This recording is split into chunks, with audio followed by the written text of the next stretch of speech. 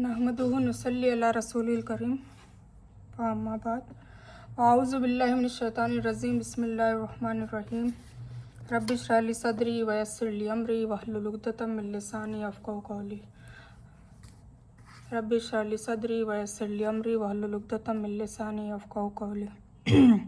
अस्सलामु अलैकुम रहमतुल्लाहि व बरकातुहू। अल्हम्दुलिल्लाह आज रमज़ान का 19वां रोज़ा और 21वां हमारा वर्कशॉप का डे है। ठीक है, अल्हम्दुलिल्लाह। तस्बीह हम सेम रखेंगे, सेकंड अशरा, फर्स्ट कलमा, थर्ड कलमा, फोर्थ कलमा और दुरूद इब्राहिम। हदीस आज की है, अनफिक यब्ना आदमा युनफिक अलैक, मतलब ए इब्ने आदम, मतलब ए आदम के बच्चे, हम आदम अलैहिस्सलाम की औलाद है सारी। ठीक है, तो अल्लाह ताला हमें इस नाम से भी कभी कभी मुखातिब करता है। तो ए इब्ने आदम, तू लोगों पर खर्च कर, तुझ पर अल्लाह की तरफ से खर्च किया जाएगा। ठीक है, एक्चुअली इसका मीनिंग ये है, तू खर्च कर, तुझ पे खर्च किया जाएगा। तो ये मैंने बता दिया डिटेल में, किस पर खर्च कर, लोगों पर। किसकी तरफ से दिया जाएगा, अल्लाह की तरफ से दिया जाएगा।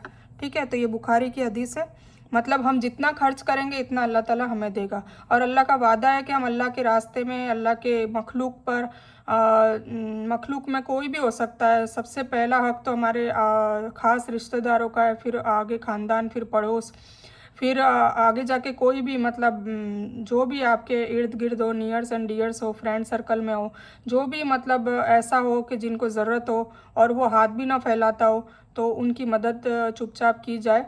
तो अल्लाह ताला हमें भी फिर उसका अज़र देता है। एक तो सवाब देता है, दूसरा अल्लाह ताला का वादा है, क्योंकि ये अल्लाह ताला कहता है कि मेरा कर्जा है। मतलब अल्लाह की मखलूक को रिस्क देने का काम किसका है, अल्लाह ताला का है। ठीक है, पर अल्लाह ताला किसी को ज़्यादा दे के भी आजमाता है, किसी को कम दे के भी आजमाता है। जैसे कि कुरान में लिखा है कि वह मतलब माल से, भूख से, औलाद से, हर चीज़ से वो आजमाइश करेगा, और सबकी आजमाइश अलग अलग मरहले से होगी। ठीक है, तो जिसको ज़्यादा दे के आजमा रहा है उसका क्या देख रहा है कि उसका दिल कितना रहम दिल है। वो मेरी मखलूक पे, मतलब अल्लाह ये कहता है कि मेरी जो दूसरे लोग हैं जिनको मैंने कम दिया है, चाहे उसके रिश्तेदार में से हो, उसके भाई बहनों में से हो, उसके इर्द गिर्द सब जगह से हो, तो उनमें कितना खर्च कर रहा है ना। तो ये अल्लाह ताला उनको देख रहा है। और जिनको कम दिया है वो सब्र कर रहे हैं कि नहीं कर रहे हैं, और कम देने के बावजूद भी वो हराम काम से तो अपना ज़रूरत या अपनी ख्वाहिशों को पूरा करने के लिए हराम काम में तो नहीं लग गए, या हलाल काम से ही अपना गुजारा चला रहे, चाहे कम मिल रहा है तो भी अल्लाह का शुक्र अदा कर रहे हैं। तो ये सारी चीज़ें, हम सबके अलग अलग टेस्ट है, सबके अलग अलग इम्तिहान है कि हम हर जगह में क्या कायदे कानून, और अल्लाह ताला ने जो हुजूर पाक से हमको रिसालत दी और जो शरीयत सिखाई, तो उस शरिया के हिसाब से चलते या नहीं चलते। ठीक है, तो अल्लाह ताला क्या कह रहा है कि तुम 1 रुपया मेरे राह में खर्च करोगे तो मैं 10 दूंगा, 10 रुपये दूंगा। और हकीकत में देता है, पर हमें यकीन करके, भरोसा करके हमें खर्च करना होता है, तब जाके वो देता है। ठीक है, वो आजमाता है, देखता है। पर कई लोग क्या होते हैं, शैतानी वसवसों में आ जाते हैं, शैतान उनको बरखलाता है, उनके दिल में ख्याल आता है कि तू पैसे खर्च करेगा तो तेरे पैसों में कमी आ जाएगी, या तू खुद फ़कीर हो जाएगा, तू मांगता हुआ हो जाएगा। तो ये वसवसे आते हैं, तो कुछ लोग कंजूसी इख्तियार करते हैं, बखील पना करते हैं, और बखील मतलब कंजूस जन्नत में नहीं जाएगा, ये अल्लाह का वादा है। ठीक है, तो हमें इससे एतराज़ करना चाहिए और हमें अल्लाह की राह में खर्च करना चाहिए। ठीक है, ज़कात के रूप में, सदक़े के रूप में, फ़ितरा के रूप में, इमदाद के रूप में, फ़ी सबीलिल्लाह, हम किसी भी हवाले से अलग अलग तरीक़ों से अल्लाह की राह में खर्च कर सकते हैं। ठीक है, आज की जो दुआ है वो इब्ने माजा में 2825 है कि अभी हुरैरा रज़ियल्लाहु ताला अन्हु ने फरमाया कि जब भी रसूल सल्लल्लाहु अलैहि वसल्लम मुझे विदा करते थे, ठीक है, मुझे बाहर मतलब विदा करते थे, तब ये दुआ मेरे लिए करते थे। कौन सी दुआ? अस्तौदी यकुमुल्लाहल्लज़ी ला यतूदु वदायु। ठीक है, मतलब मैं तुम्हें अल्लाह के हवाले करता हूँ जो किसी को भी तुम्हारे नुकसान करने की इजाज़त नहीं देता। मतलब ये कभी भी किसी को आप विदा करें, कोई मेहमान को विदा करें, या किसी को भी, अपने बच्चों को बाहर विदा करें, अपने शौहर को विदा करें, तो ये दुआ लाजमन आप पढ़ें। अगर आपको अरबी में नहीं आती तो आपको हिंदी में तो आ गई कि मैं अल्लाह के हवाले करती हूँ जो किसी को भी तुम्हारे नुकसान करने की इजाज़त नहीं देता, मतलब अल्लाह तुम्हारी हिफाजत करेगा। ठीक है, तो ये सुन्नत भी है, हुजूर पाक सल्लल्लाहु अलैहि वसल्लम खुद करते थे। इब्ने माजा में ये हदीस 2825 नंबर से है। इसके बाद हम दुआ जो प्रे करने की, वो आज ये पढ़ेंगे। मेरी फेवरेट दुआओं में से एक दुआ ये भी है, अल्लाहुम्मा इन्नी असअलुका इल्मन नाफिअन रिज़्क़न तय्यबन मुबारकन फ़ी। मतलब है अल्लाह नफ़े वाला इल्म अता कर और हलाल रिस्क और उसमें बरकत अता कर। रिस्क हलाल दे पर उसमें बरकत दे, ठीक है ना, क्योंकि हमेशा जो हलाल रिस्क है वो कम पड़ता है, हराम रिस्क बहुत ज़्यादा पड़ता है, वसी होता है। पर अगर अल्लाह पे भरोसा है तो वो हलाल रिस्क भी हमारे लिए बरकत बाइस होता है, मतलब हम उसमें गुजारा कर लेते हैं और अल्लाह ताला उसमें बहुत बरकत देता है। तो उसके लिए ये बेस्ट दुआ है और ये आप लोग भी दुआ करा करें। तो ये बहुत अच्छी दुआ है और ये अस्कार में से भी डालनी चाहिए। इवनिंग और आफ्टर के जो अस्कार है उसमें, सुबह और शाम के जो अस्कार है उसके अंदर ये मैं तो पढ़ती हूँ, तो आप लोग भी इंशाल्लाह पढ़िए। तो ये बहुत बेहतरीन दुआ है। अल्लाहुम्मा इन्नी असलूका, ए मेरे रब मुझे असलूका अता कर, इल्मन नाफियन, इल्म नफ़े वाला, रिस्कन तैयबन, तैयब रिस्क मतलब हलाल रिस्क, और मुबारकन फ़ी और उसमें बरकत भी दे, जो रिस्क दे रहा है उसमें बरकत भी अता कर, मतलब कभी कमी महसूस ना हो। और अल्हम्दुलिल्लाह इस दुआ से काफ़ी फ़ायदा होता है, ठीक है। अब मैं जैसे कि आप लोगों से माफ़ी चाहती हूँ, कल एक्चुअली क्या था, कल कोई दावत थी तो मैं भूल गई कि जुम्मा का दिन है कल, तो मैं सूर्य कैफ बताना भूल गई, तो मैं उसके लिए माफ़ी चाहती हूँ। तो आज मैं सूर्य कैफ मुकम्मल कर लेती हूँ इंशाल्लाह, और सूर्य कद्र भी कर लेते हैं, क्योंकि कुरान के हवाले से जो हमारे टॉपिक्स थे वो 20 दिन में ही ख़त्म हो गए, तो हमारे कुरान के हवाले से कोई टॉपिक्स अभी है नहीं। तो मैं उस टाइम लिमिट में आप लोगों को ये दोनों करवा देती हूँ। जैसे कि हम सीरीज़ वाइज जैसे सूर्य में चल रहे थे, उसमें तो सूर्य कद्र आई है आज, ठीक है, जो बेहतरीन सूर्य है और इसका अभी रमज़ान में बहुत बहुत इसका फ़ायदा है, तो मैं इसके हवाले से आज ये भी कर लेती हूँ इंशाल्लाह। और सूर्य कैफ में 2 स्टोरी हम कवर कर चुके थे, एक तो गुफा वाले लोगों की और एक 2 आदमियों की, जिसमें से एक आदमी तकब्बुर वाला था तो उसका बाग उजाड़ दिया था अल्लाह ताला ने, तो आपको याद होगी। तो अब हम तीसरी और चौथी जो 3 और 4 मूसा अलैहिस्सलाम और खिज़र अलैहिस्सलाम की वाक़या और जुल्करनैन बादशाह और याजूज माजूज का वाक़या, तो हम ये आज कवर कर लेते हैं इंशाल्लाह, ठीक है। और फिर सूर्य कद्र कवर करके हम इस बयान को ख़त्म करेंगे। तो आऊज़ु बिल्लाहि मिनश शैतानिर रजीम, बिस्मिल्लाहिर रहमानिर रहीम। मैं सिर्फ तर्जुमा बताऊंगी आपको, अरबी नहीं पढ़ूंगी, ठीक है। तो हम यहाँ पर हमने यहाँ पर ख़त्म किया था कि वो जो 2 आदमियों वाला था किस्सा, वो आपको याद होगा। तो वो पुराना अगर याद नहीं है तो आप मेरा वीडियो रिपीट करके उसको देख सकते हैं। जुम्मे वाले दिन में जो भी वीडियोज़ है उसमें ये स्टोरीज़ आपको मिल जाएगी। डेट के हिसाब से नहीं पता, पर जुम्मे के हिसाब से जो मैंने आपको दिया होगा तो आप रिवाइंड करके उसको देख लीजिए, ठीक है। तो औज़ु बिल्लाहि मिनश शैतानिर रजीम, बिस्मिल्लाहिर रहमानिर रहीम। और जब हमने फरिश्तों को हुक्म दिया कि आदम के आगे सजदा करो, तो इब्लिस के सिवाय सब ने सजदा किया, या जिन्नों में से था, ठीक है ना। अल्लाह ताला ने जब आदम अलैहिस्सलाम को बनाया, मतलब एक नई मखलूक का इजाद किया।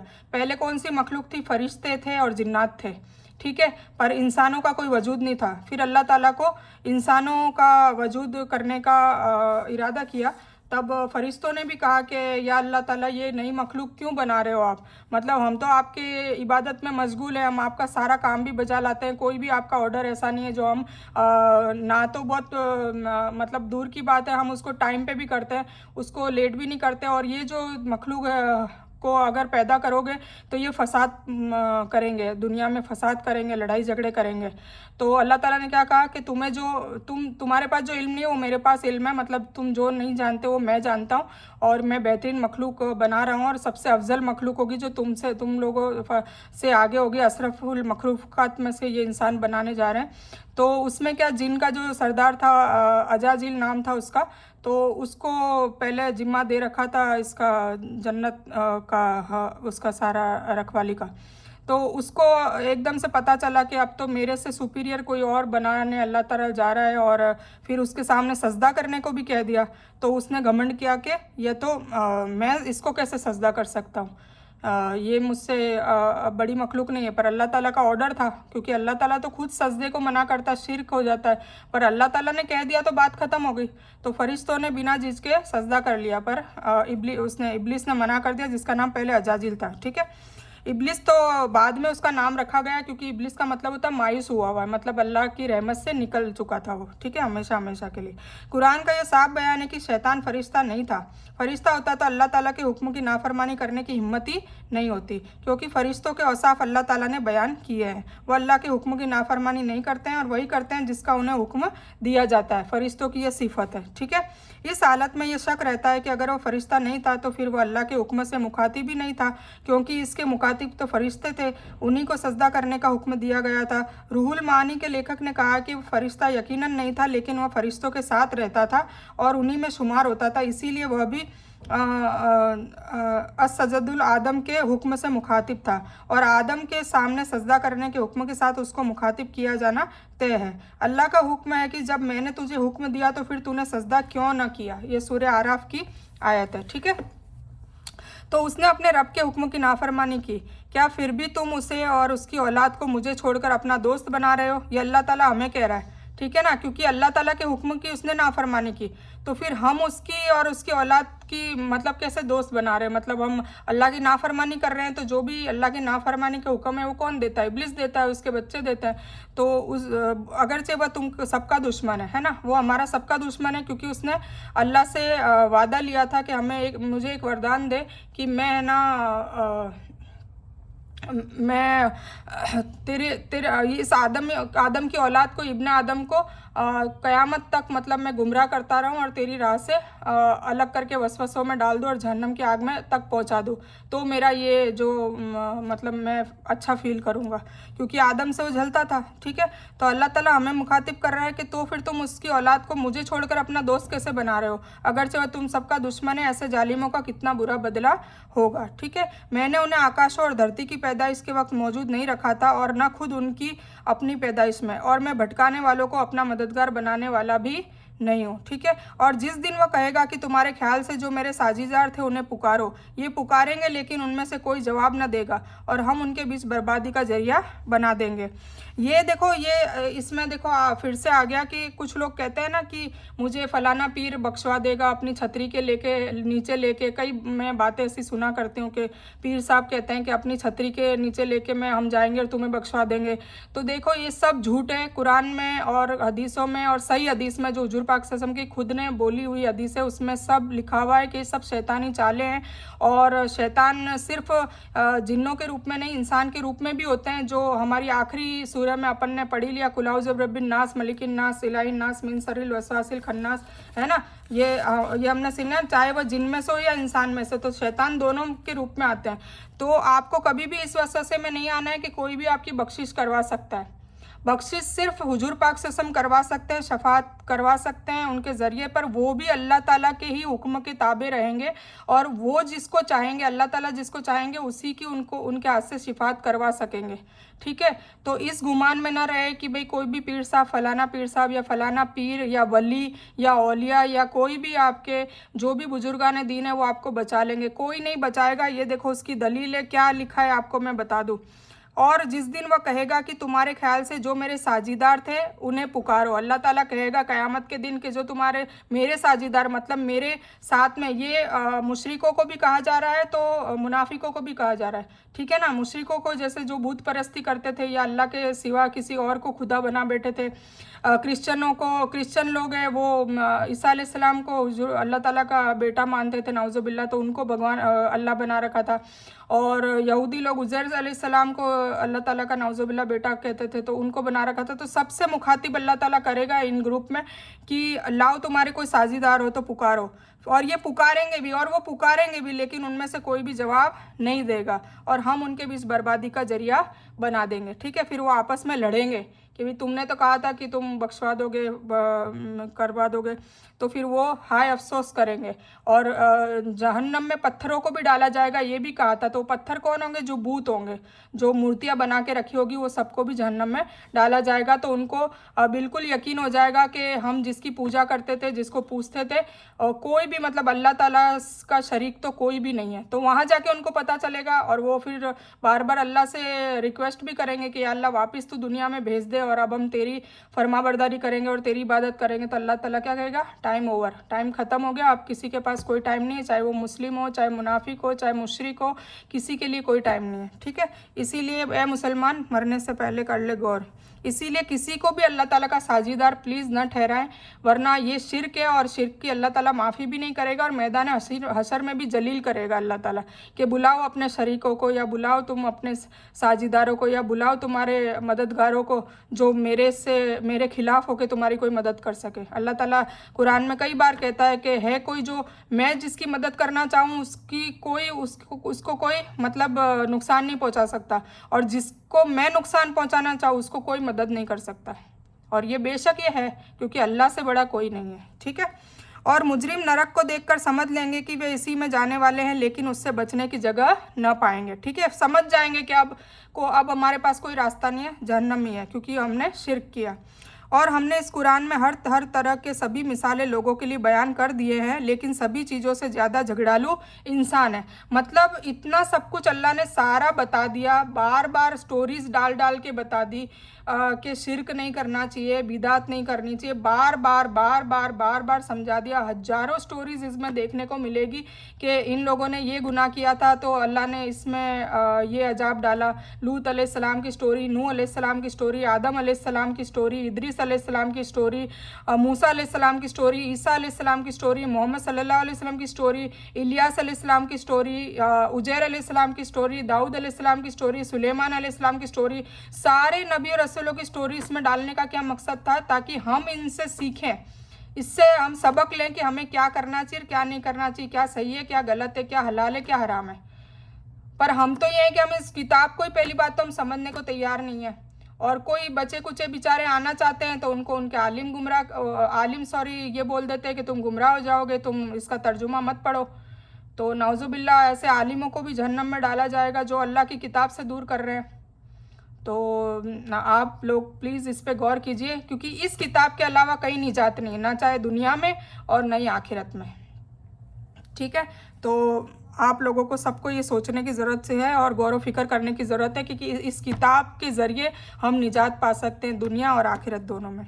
और लोगों के पास हिदायत आ जाने के बाद उन्हें ईमान लाने और अपने रब से तौबा करने से केवल इसी बात ने रोका कि बुजुर्गों का सा मुआमला उनके साथ भी हो या उनके सामने खुला अजाब आ जाए। ठीक है ना, ये आ गया ना।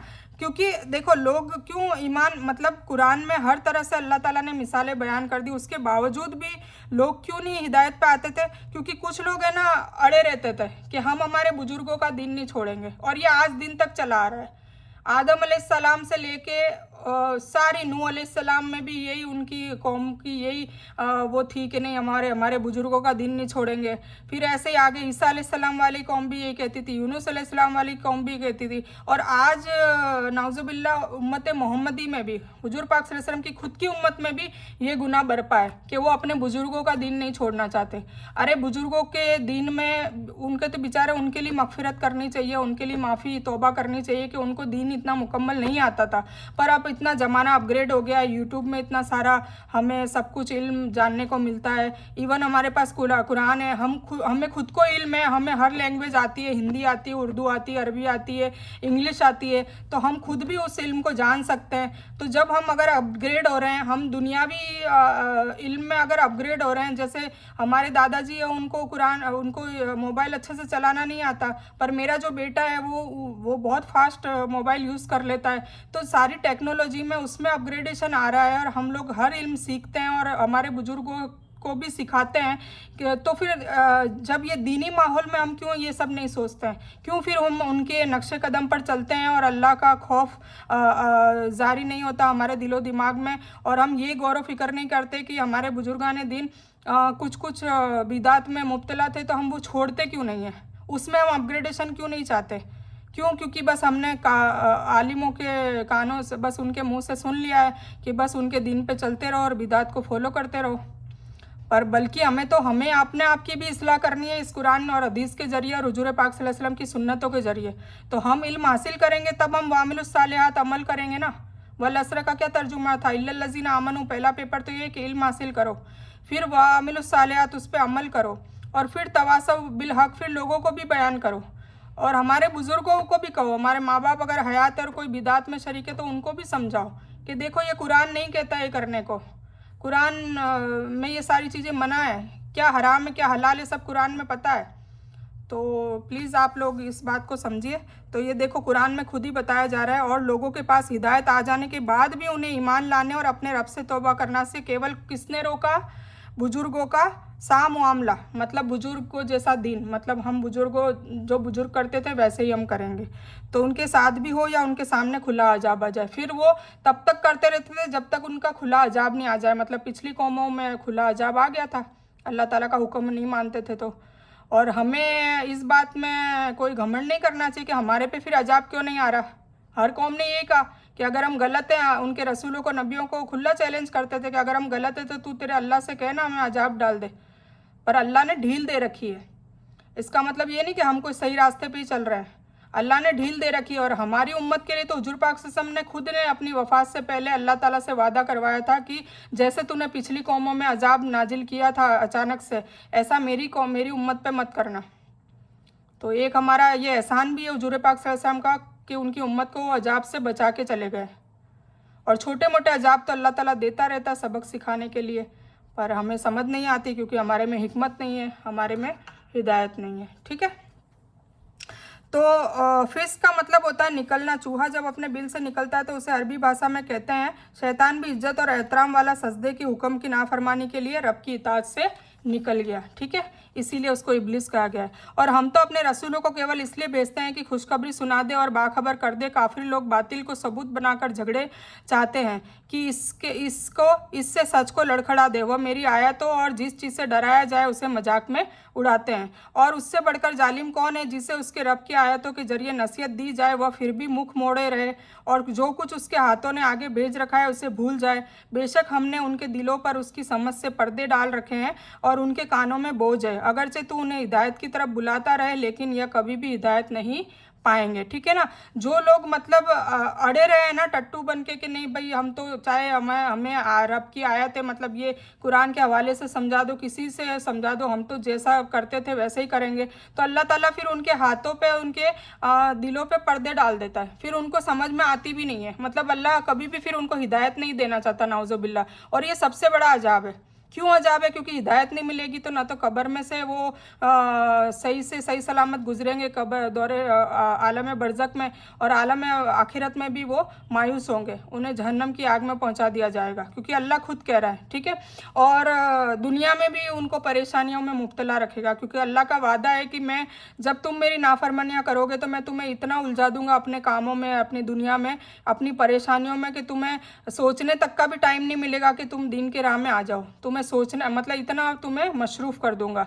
तो अल्लाह से पनाह मांगनी चाहिए इस अजाब से, क्योंकि अल्लाह ये छोटे मोटे अजाब देकर और हमें मतलब अल्लाह इब्लिस के रास्ते में छोड़ देता, नाउज़ुबिल्लाह। तो अल्लाह ताला हम पे सब पे रहमत बरकरार रखे और हमारी गुनाहों की बख्शिश करे और हमें हिदायत का रास्ता दे, सच्ची पक्की और कायमी हिदायत दे। तेरा रब बड़ा बख्शने वाला और रहम करने वाला है। वह अगर उनके अमलों की सज़ा में पकड़े तो बेशक उन्हें जल्दी अजाब करे, लेकिन उनके लिए एक वादे का वक्त मुकर्रर है जिससे वह भागने की कभी जगह नहीं पाएंगे। ठीक है ना, तो इसीलिए हमें ये देखो, अल्लाह खुद कह रहा है कि अगर तुम अपनी हरकतों से बाज नहीं आओगे तो फिर हमें सज़ा मिलेगी। तो ये खैर मुखातिब हो रहा था मुशरिकों के लिए, मुनाफिकों के लिए, पर इसमें कहीं ना कहीं हमें भी, इसमें हर आयत में से अपने लिए भी इस्लाह के लिए गौर व फिक्र करना चाहिए। ठीक है, और ये है बस्तियां जिन्हें हमने उनके जुल्म के सबब बर्बाद कर दिया है ना, अलग अलग बस्तियों को बर्बाद कर दिया था। कौम आद, कौम समूद, जो पूरा कुरान का अगर तर्जुमा पढ़ेंगे तो सब कौमों के बारे में अलग अलग बताया गया है। तो ये वह बस्तियां हैं जिन्हें हमने उनके जुल्म के सबब बर्बाद कर दिया और उनकी तबाही का एक वक्त हमने मुकर्रर कर रखा था। ठीक है ना, इसलिए अल्लाह ढील देता है। ढील देता तो बंदा क्या सोचता है कि मैं गुनहगार नहीं हूँ इसलिए अल्लाह ने सजा नहीं दी, पर उसका ये गलत गुमान होता है। वो ढील देता, फिर एक वक्त उसने चुना हुआ होता तब वो बर्बाद कर देता। यानी या तो बख्शने वाले रब की रहमत है कि वह गुनाह पर तुरंत पकड़ नहीं करता, बल्कि मौका अता करता है। अगर ऐसा न होता तो अपने अमलों के सबब हर इंसान ही अल्लाह के अजाबों के पंजों में झगड़ा रहता है ना, कोई बचता ही नहीं। लेकिन यह ज़रूर है कि जब यह मौके की मुद्दत ख़त्म हो जाती है और बर्बादी का वह वक्त आ जाता है तो जो अल्लाह ने मुकर्रर किया होता है, तो भागने का कोई रास्ता और बचाव का कोई तरीका उनके लिए बाकी नहीं रहता। ठीक है, इसका मतलब है पनाह की जगह और भागने का रास्ता। ये कौम है, देखो मैंने बताया था ना, इससे मुराद आद, कौम समूद, हज़रत शोएब की कौम, हज़रत लूत की कौम, वो सब कौमें जो हिजाज के इलाके में करीब और उनके रास्तों में आबाद थे और उनको अल्लाह ताला ने अजाब नाजिल कर दिया। और जब मूसा ने अपने नौजवान से कहा, अब इसमें मूसा अलैहिस्सलाम की और खिजर अलैहिस्सलाम की स्टोरी स्टार्ट हो रही है। ठीक है,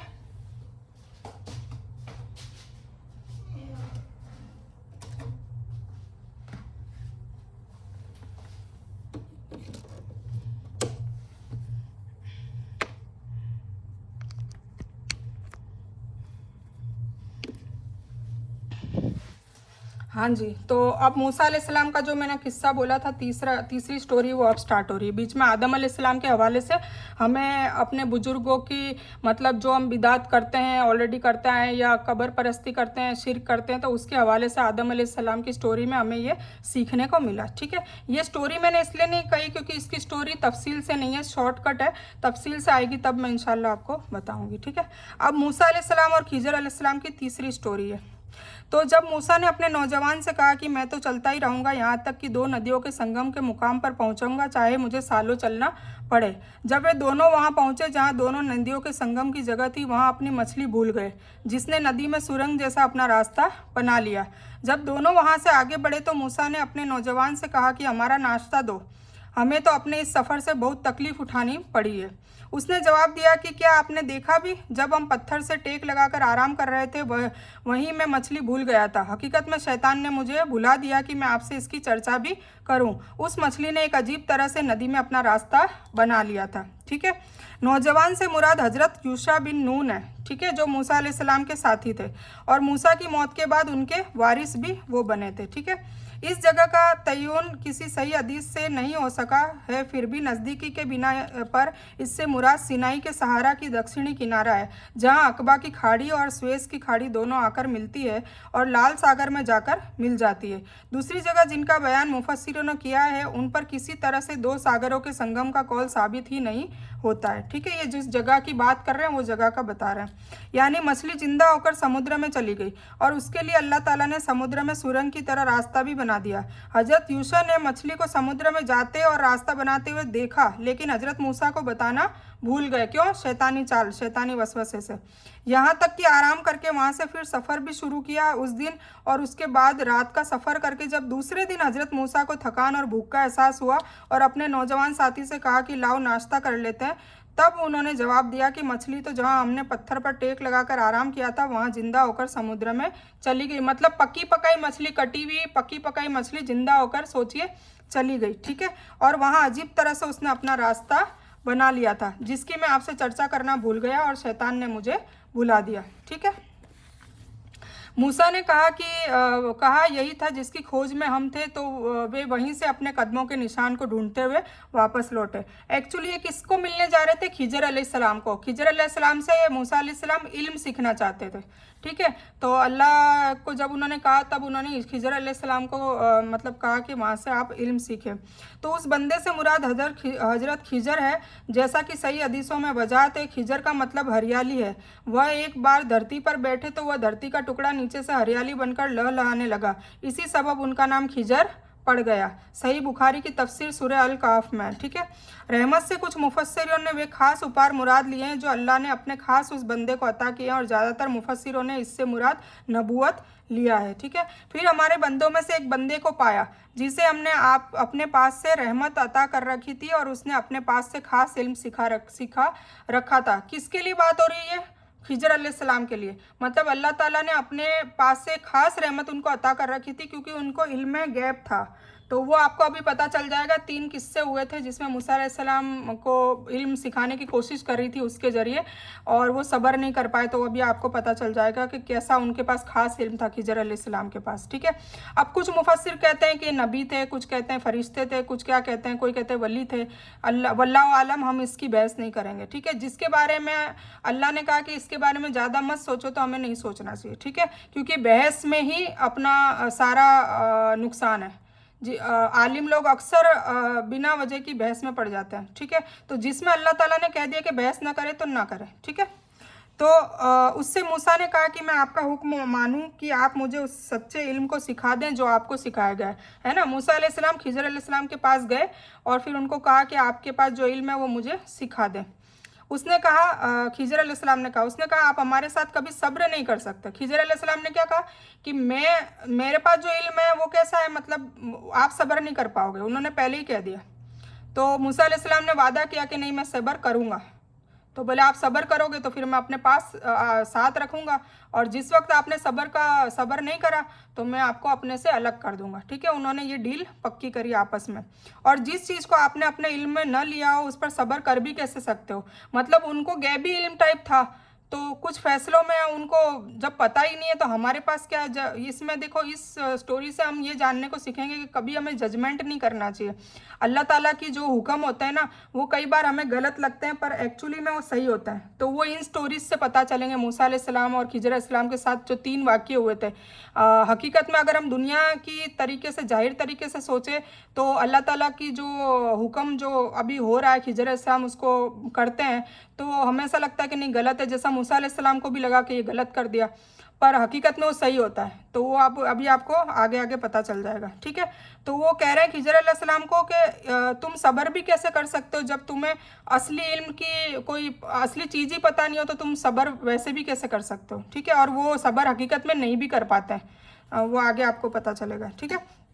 उससे नबूवत के इल्म के सिवा जिससे हज़रत मूसा भी वाकिफ़ थे, कुछ कायनात के मुतालिक बातों का इल्म है जिसे अल्लाह ताला ने केवल हज़रत खिजर को अता किया था, है ना। हज़रत खिजर को अलग सा इल्म दिया था जो गैबी ताकत के हवाले से था। अभी आपको पता चल जाएगा आगे। हज़रत मूसा के पास वो इल्म नहीं था।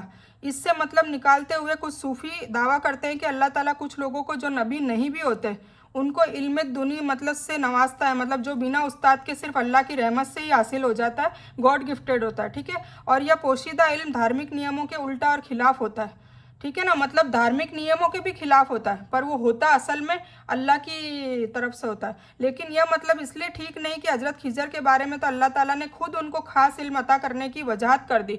कुरान में अल्लाह ताला ने खुद वजाहत कर दी कि नहीं, मैंने खिजर को ऐसा अलग से इल्म दिया था, इसीलिए हम उनका कहते हैं। वरना ऐसे कई लोग और भी होंगे, पर दुनिया के हवाले से वो सही नहीं लगते होंगे।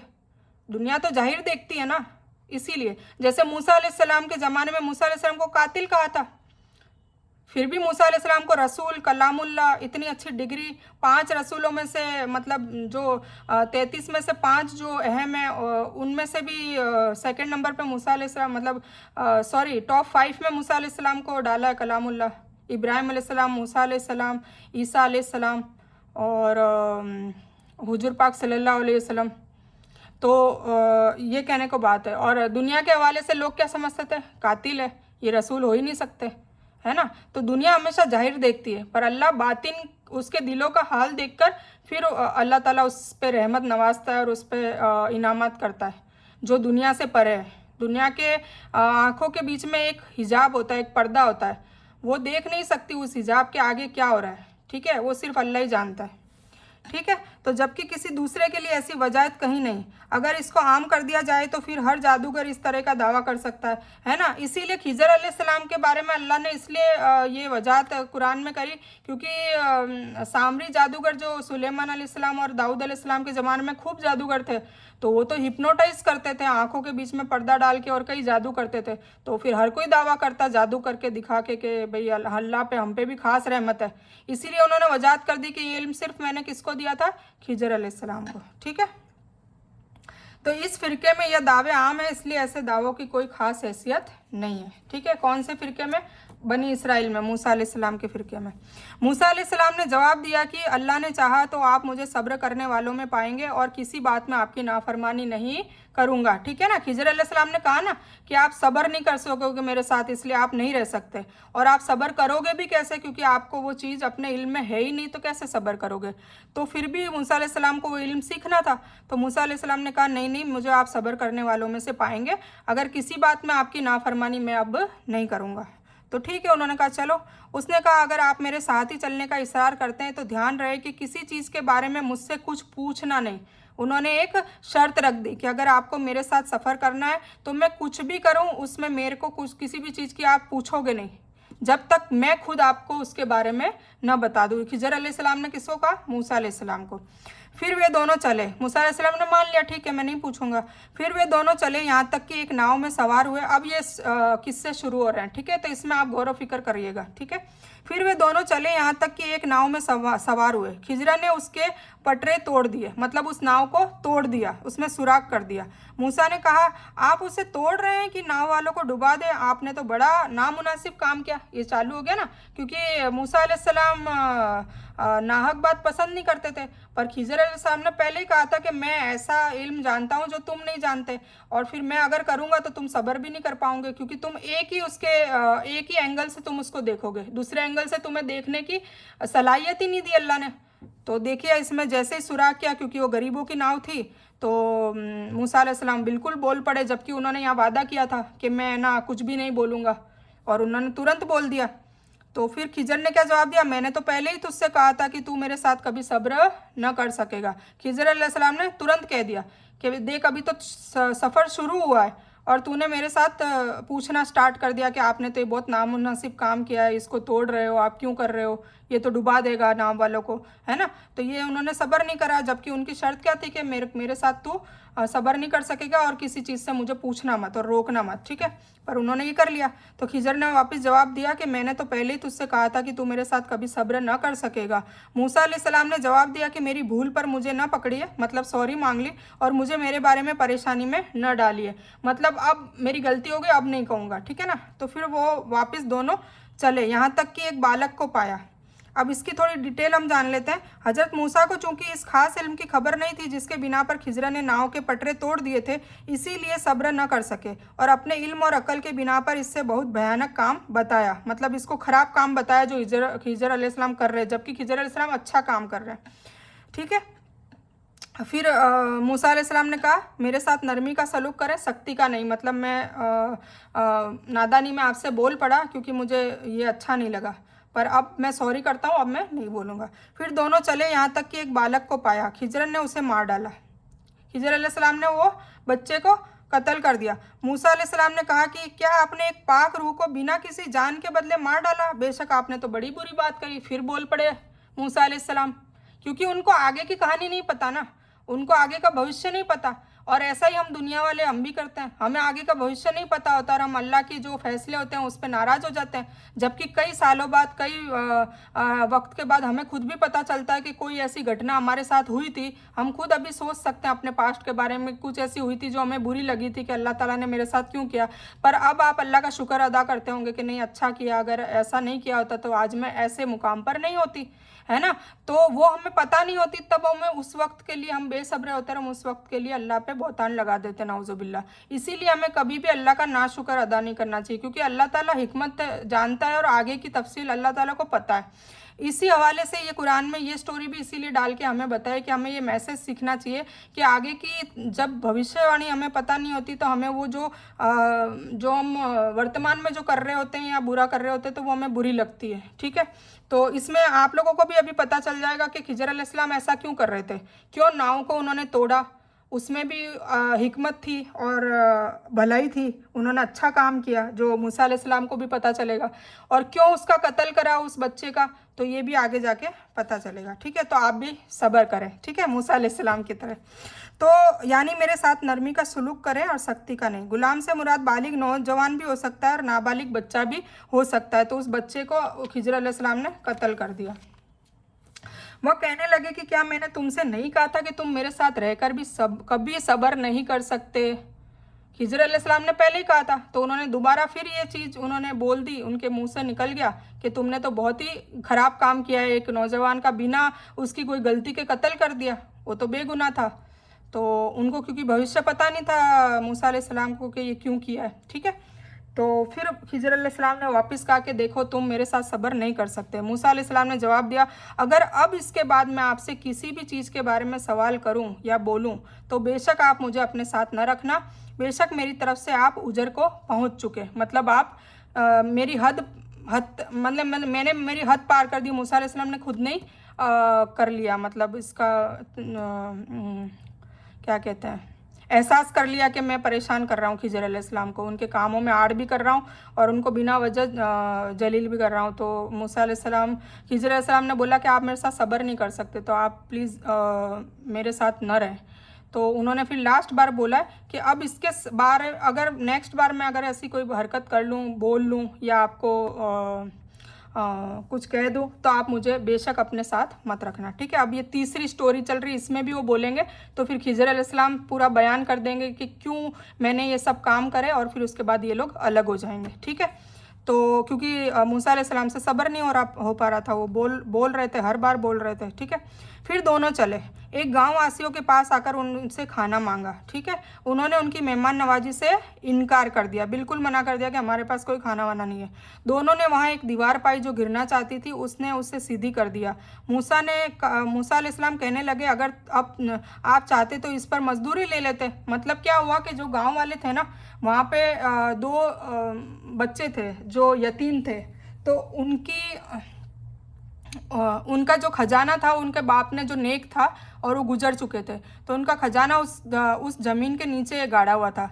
तो जब तक वो बच्चे बालिग नहीं हो जाते तो कोई और उससे ले लेता, तो उसके ऊपर दीवार बनानी थी, तो वो दीवार खिजर अलैहिस्सलाम ने, मूसा अलैहिस्सलाम ने बनाई। ठीक है, तो मूसा अलैहिस्सलाम को गुस्सा आया कि इन्होंने अपनी मेहमान नवाजी भी नहीं करी, गाँव वालों ने खाना मांगा तो दिया नहीं, तो कम से कम ये जो दीवार बनाई उसकी मजदूरी लेके कम से कम अपन खाना तो खा लेते। इस वजह से उन्होंने कहा, मूसा अलैहिस्सलाम ने वापस ये बात कर ली। तो फिर वापस क्या हुआ, उसने कहा बस अब यह जुदाई है मेरे लिए और तेरे बीच। ठीक है, मतलब ये लास्ट बार, क्योंकि उन्होंने खुद ही कहा था कि अब की बार मैं अगर बोल लूँ किसी बात में तो फिर है ना आप मुझसे अलग हो जाना। तो फिर खिजर अलैहिस्सलाम ने क्या कहा, अब बस जुदाई है मेरे और तेरे बीच, मतलब हम दोनों अब साथ में नहीं रह सकते।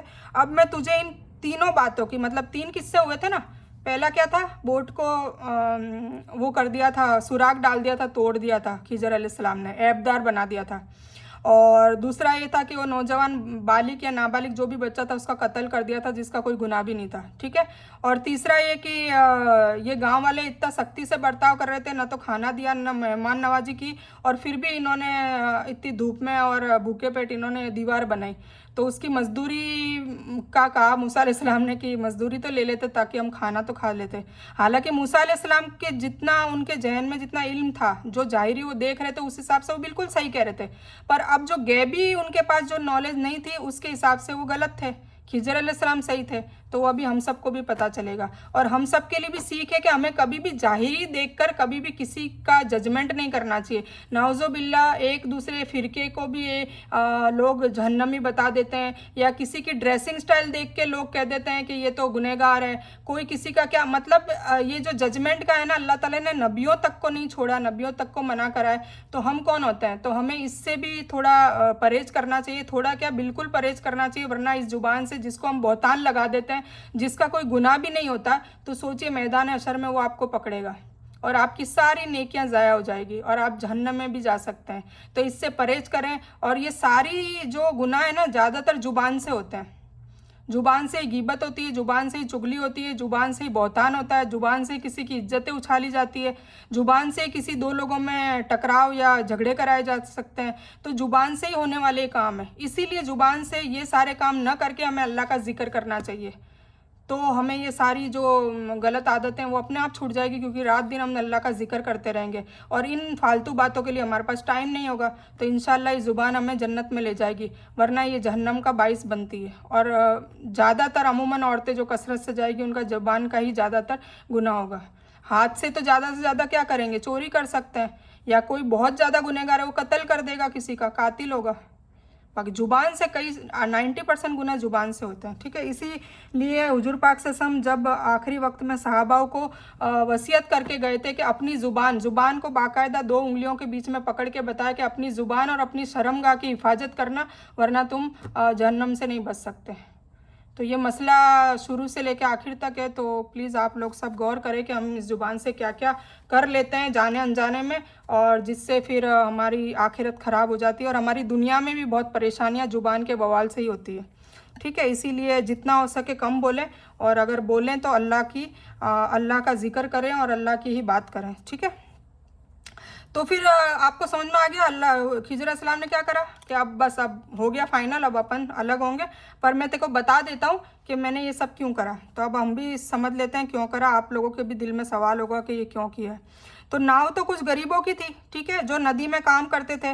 मैंने उसमें कुछ तोड़फोड़ करने का इरादा इसलिए किया क्योंकि उनके आगे एक राजा था दूसरे किनारे पे, जो हर अच्छी नाव को ज़बरदस्ती ले लेता था।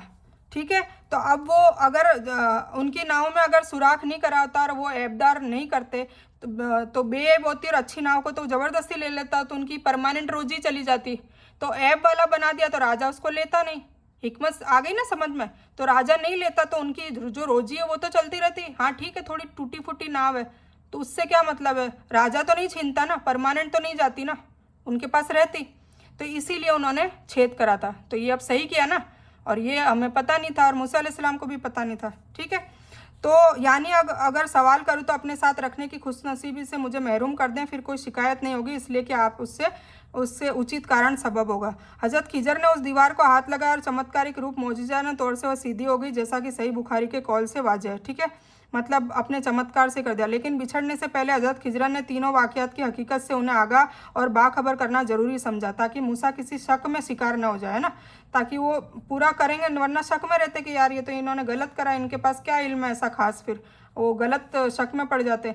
तो वह समझ लें कि नबूवत का इल्म और जिससे उन्हें मुजैन किया है वो इल्म बिल्कुल अलग है, और कुछ उत्पत्ति के विषय का इल्म है जो अल्लाह की मर्जी और इल्म के ताबे है, जिसका इल्म हज़रत खिजर को दिया गया है, और उसी के एतबार से उन्होंने ऐसे काम किए जो दीनी एतबार से अच्छे नहीं थे, लेकिन इसलिए हज़रत मूसा उचित रूप से उस पर मौन नहीं रख पा रहे थे। ठीक है ना, क्योंकि उनको आगे वाली फ्यूचर ही नहीं पता, तो वो तो मौन नहीं, कोई भी मौन नहीं रख पाएगा। ठीक है, तो उन्होंने अब बता दिया कि भाई नाव को मैंने इसलिए करा था बेब।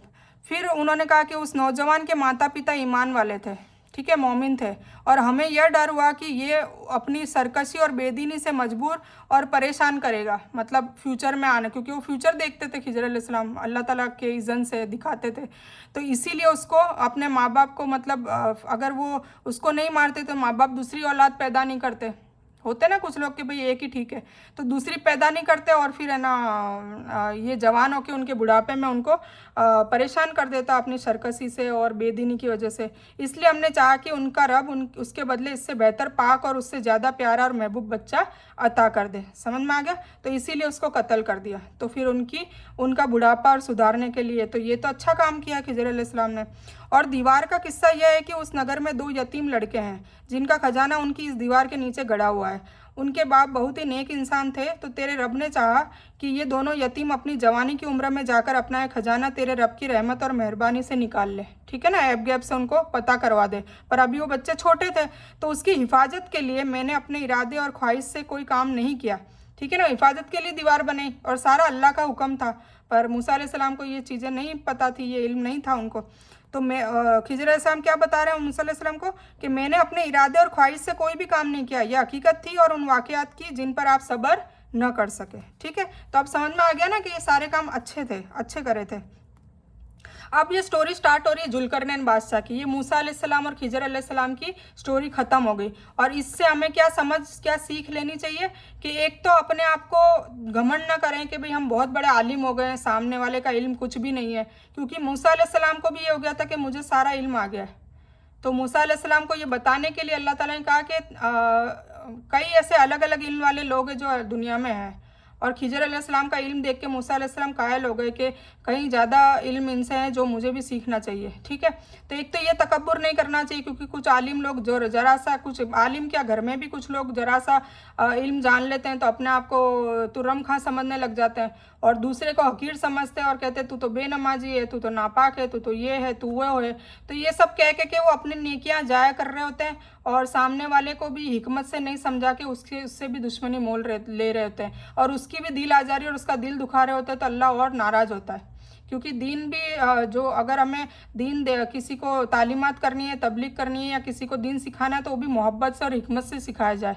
और मोहब्बत से हर इंसान सीखता है, और हर इंसान को सीखने की इच्छा भी होती है। ठीक है, तो प्लीज़ अपने आप किसी को हकीर ना समझे। अगर थोड़ा बहुत दीन और इल्म आपके हाथ में आ गया, या दुनिया का भी कोई इल्म आ गया, तो किसी को हकीर ना समझे, क्योंकि हकीर समझने का इतना बड़ा गुनाह है कि अल्लाह ताला माफ़ नहीं करता। अल्लाह ताला, क्योंकि हकीर समझते हैं तो ये घमंड हो गया, और राई के दाने के बराबर भी घमंड होगा तो जन्नत में नहीं जाएगा। ये हुजूर पाक सल्लल्लाहु अलैहि वसल्लम की बसारत है। और आपसे जुल्करनैन, अब ये जुल्करनैन बादशाह का वाक़या स्टार्ट हो गया। ठीक है, आपसे जुल्करनैन का वाक़ये के बारे में ये लोग पूछ रहे हैं, आप कह दीजिए कि मैं उनका थोड़ा सा हल तुम्हें पढ़कर सुनाता हूँ। ठीक है, हमने धरती पर उसे ताकत दी थी, किसको? जुल्करनैन बादशाह को, और उसे हर चीज़ के साधन भी अता करे थे, मतलब सब कुछ उनको औजार पाने सब कुछ दे रखे थे और ताकत भी दी थी, कुव्वत भी दी थी। वह एक रास्ते के पीछे लगा, एक रास्ता ढूंढ रहे थे, मतलब ज़मीन की कहाँ हद पूरी होती है वो ढूंढने के लिए वो कई जगह सफ़र करते थे, और जहाँ भी जाते थे वहाँ हक मतलब हक से काम करते थे। जो बातिल होते थे, जो गुनहगार होते थे, उनको सज़ा भी देते थे। तो ये एक हक परस्त बादशाह थे।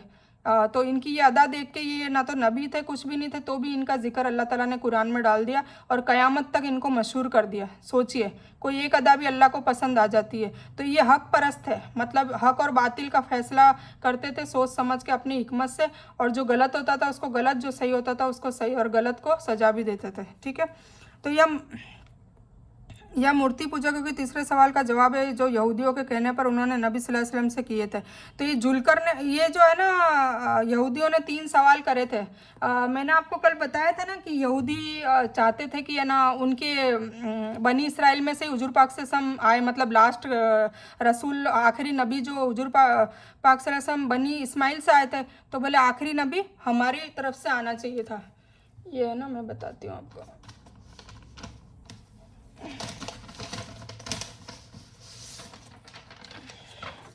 जैसा कि मैंने बताया था ना कल, ये देखिए इसमें तो बनी इसराइल क्या चाहते थे कि आखिरी नबी भी हमारे ही कौम से आएगा। ठीक है, पर हुजूर पाक सल्लल्लाहु अलैहि वसल्लम जो आखिरी नबी हैं वो यहाँ से आए थे, इस्माइल अलैहिस्सलाम की नस्ल से आए। तो उन्होंने कहा कि ये 3 सवाल उन्होंने करे कि 3 सवाल अगर हम करते हैं और ये रसूल सल्लल्लाहु अलैहि वसल्लम इसका जवाब अगर दे देते हैं तो फिर ये रसूल है, पक्के हैं। तो वो 3 सवाल पूछे थे उन्होंने।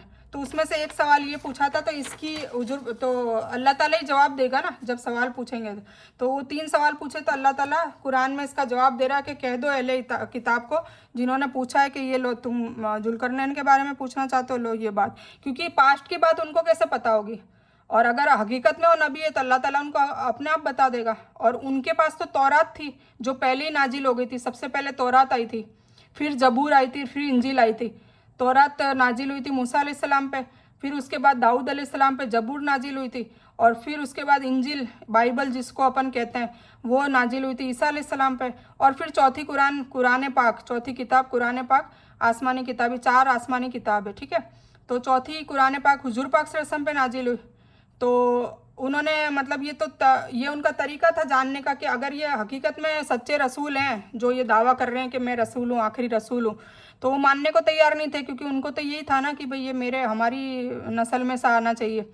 तो बोले कि अगर आ भी गए तो चलो 3 सवाल का अगर जवाब दे देते हैं। इसमें एक दज्जाल का सवाल उन्होंने पूछा था, एक ये पूछा था, तो उसका जवाब फिर अल्लाह ताला बता रहे हैं, और वो जवाब देते हैं तो फिर वो मान भी जाते हैं कि हाँ यही आखिरी रसूल है। उसके बावजूद भी कुछ लोग उनकी ताबेदारी नहीं करते। सोचिए, वो दलील बता देते हैं उसके बावजूद भी नहीं करते हैं। इसीलिए बनी इसराइल के कुछ लोग जो हैं यहूदी, उनको जालिम कहा गया है। ठीक है, तो हाँ, अब ये जुल्करनैन का वाक़या स्टार्ट हो रहा है। ठीक है, तो अल्लाह ताला क्या कह रहा है कि तुम्हें जुल्करनैन के वाक़ये के बारे में ये लोग पूछ रहे हैं, मतलब यहूदी लोग पूछ रहे हैं, तो आप कह दीजिए कि मैं उनका थोड़ा सा हल तुम्हें पढ़कर सुनाता हूँ, थोड़ा सा किस्सा सुना देता हूँ, उससे तुम समझ जाओगे कि मैं हकीकत में आखिरी रसूल हूँ। हमने धरती पर उसे ताकत दी थी और उसे हर चीज़ के साधन भी अता कर दिए थे। वह एक रास्ते के पीछे लगा था। सबब का असली मतलब रस्सी है। इसका इस्तेमाल ऐसे साधन और माध्यम के जरिए के लिए होता है कि जो मकसद हासिल के लिए इस्तेमाल किया जाता है। इस आधार पर सैया का मतलब है कि हमने उसे एक साधन और माध्यम मुहैया किए जिनसे काम लेकर उससे जीत हासिल की।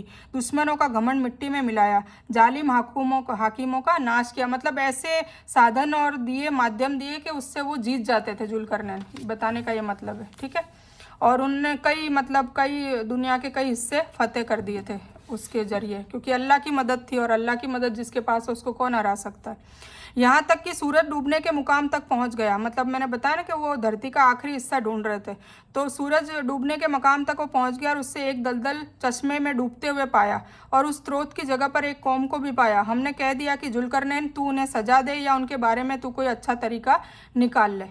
ठीक है, कोई एक कौम थी, अलग अलग टाइप की कौमें थी, तो उसको पाया। उसने कहा कि जो जुल्म करेगा उसे तो हम भी अब सजा देंगे, क्योंकि ये हक परस्त बादशाह थे।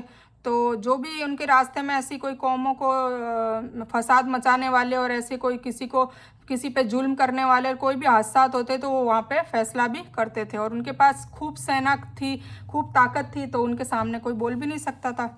तो उसने कहा कि जो जुल्म करेगा उसे तो हम भी सज़ा देंगे, और फिर वो अपने रब की तरफ से लौटाया जाएगा और वह उसे सख्त अजाब देगा। मतलब मैं तो मौत की सज़ा दे ही दूंगा, पर उसके बाद अल्लाह भी सज़ा देगा, कब्र में भी अजाब देगा, और फिर वहाँ पे क़यामत में भी जहन्नम में डालेगा। तो ये उनका कहने का मतलब था। लेकिन जो ईमान लाए और नेक अमल करे उसके लिए बदले में भलाई है, और हम उसके अपने काम में भी आसानी का हुक्म देंगे। और मतलब वो कहते थे कि जो ख़राब करेगा उसको हम सज़ा दे देंगे, और आगे अल्लाह के पास जाएगा तो और सज़ा मिलेगी, और सख्त अजाब मिलेगा, और जो अच्छे काम करेंगे उनके बदले में भलाई है, और हम अपने काम में भी उनका आसानी का हुक्म देंगे। फिर वह दूसरे रास्ते की तरफ निकला, फिर वो ख़त्म हो गया, फिर दूसरे मतलब वो सफ़र में ही रहते थे, किसी चीज़ की वो तलाश में थे। यहाँ तक कि जब वह सूरज निकलने की जगह पर पहुँचा, मतलब सूरज डूबने की जगह से पहुँचे, फिर सूरज निकलने की, मतलब पूरब से पश्चिम पूरा वो एरिया उन्होंने सोचो कवर कर लिया था, इतना सफ़र किया। यहाँ तक कि जब सूरज निकलने की जगह पर पहुँचा तो उसे एक ऐसी कौम पर निकलते पाया कि उनके लिए हमने उससे कोई पर्दा और आड़ नहीं बनाई। एक और अलग कौम से वो मुखातिब हुए। वाक़या ऐसा ही है, हमने उसके आसपास के कुल समाचारों को घेर रखा है। वह फिर एक दूसरे रास्ते की तरफ लगा, फिर वो दूसरे रास्ते की तरफ गए, यानी ऐसी जगह पर पहुंच गया जो पूरब दिशा की आखिरी आबादी थी, जहां उसने ऐसी कौम देखा जो मकानों में निवास करने के बजाय मैदानों और सहाराओं में निवास किए होते। मतलब अलग अलग टाइप के लोगों से वो मुखातिब हुए कि दुनिया में कैसे कैसे टाइप की प्रजा रहती है। मतलब वो बिल्कुल नगन रहते थे, निर्वस्त्र थी, ठीक है ना, और उनको छत बनानी भी नहीं आती थी, तो छत का इल्म नहीं था, अल्लाह ताला ने छत का इल्म नहीं दिया था, तो सिर्फ 4 दीवारें ही रहती थी। तो सूरज का आना जाना वो मतलब उससे वो पर्दा नहीं था। जब अपन तो घर में रहते हैं तो सूरज आता है तो पर्दा रहता है ना, तो वो पर्दा नहीं था क्योंकि छत नहीं बना सकते थे, वो सिर्फ 4 दीवारें ही खड़ी करते थे, छत का उनको नॉलेज नहीं था, सरिये वरिये का ये सब, समझ गए आप। तो उनके नंगे जिस्मों पर वो सूरज निकलता था और वो नंगे रहते थे, मतलब कोई पर्दा नहीं। और आज भी ऐसे कोई ट्राइब्स है, कोई ऐसे आदिवासी लोग हैं जो आज भी नंगे पाए जाते हैं, बिल्कुल कपड़े नहीं पहनते, उनको होश और सूद भी नहीं है, मतलब इसका इल्म नहीं है। यही बात हुई ना, जाहिल लोग हैं तो इनका इल्म नहीं है, इसीलिए वो अपने तन को नहीं ढकते, उन्हें ये भी समझ में नहीं आता कि तन ढकना ज़रूरी है, ठीक है। तो ये वाली बात है। तो उन्होंने ऐसी कौम को वहाँ पर पाया, फिर वो दूसरे रास्ते की तरफ चल दिए, यहाँ तक कि जब 2 दीवारों के बीच पहुँचे उन दोनों के उस तरफ एक ऐसी कौम को पाया जो बात समझने के करीब भी न थी। अब ये तो सबसे जल्लाद कौम को इन्होंने पाया। ये कौन थी? याजूज और माजूज, ठीक है। तो वो आगे पता चलेगा। तो यानी जुल्करनैन के बारे में हमने जो बयान किया है वह इसी तरह है कि पहले वो पश्चिम की आखिरी सीमा तक, फिर पूरब की आखिरी सीमा तक पहुंचा, और हमें उसकी सब सलाहियतों और संसाधनों और दूसरी बातों का पूरा इल्म है, ठीक है। तो ये पूरा इल्म कौन बता रहे हैं? हुजूर पाक सल्लल्लाहु अलैहि वसल्लम। और हुजूर पाक सल्लल्लाहु अलैहि वसल्लम को कौन बता रहा है? अल्लाह ताला। फिर उन्होंने कहा कि ए जुल्करनैन, याजूज और माजूज इस देश में बड़े फसाद फैलाते हैं। अब ये जो कौम थी तो उन्होंने बोला कि ये जो याजूज माजूज नाम की जो शैतानी कौम है, ये वो गांव वालों को परेशान करते थे, ठीक है, और न उनकी कोई भाषा समझते थे, और बहुत ही मतलब फितना फैला रखा था, बहुत ही परेशान कर रखा था। तो जुल्करनैन बादशाह वहाँ पहुँचता है तो सारे लोग उनसे रिक्वेस्ट करते हैं कि भाई ये हमारी मदद करो, याजूज माजूज को कहीं कैद कर लो आप, ठीक है, क्योंकि उनके पास ताकत थी तो हर कोई उनसे हेल्प मांगता था। तो क्या हम आपके लिए कुछ माल जमा कर दें? फिर उन्होंने जुल्करनैन बादशाह को क्या बोला, क्योंकि हर बादशाह कोई माल की वजह से ही काम करता है, तो उनको नहीं पता था जुल्करनैन के बारे में कि ये हक परस्त है और अल्लाह वाले हैं, ये किसी चीज़ की हेल्प के लिए माल वाल नहीं लेते हैं, और इनके पास अल्लाह ने वैसे ही भी धन दौलत बहुत दे रखी थी, कुव्वत वगैरह सब कुछ दे रखी थी।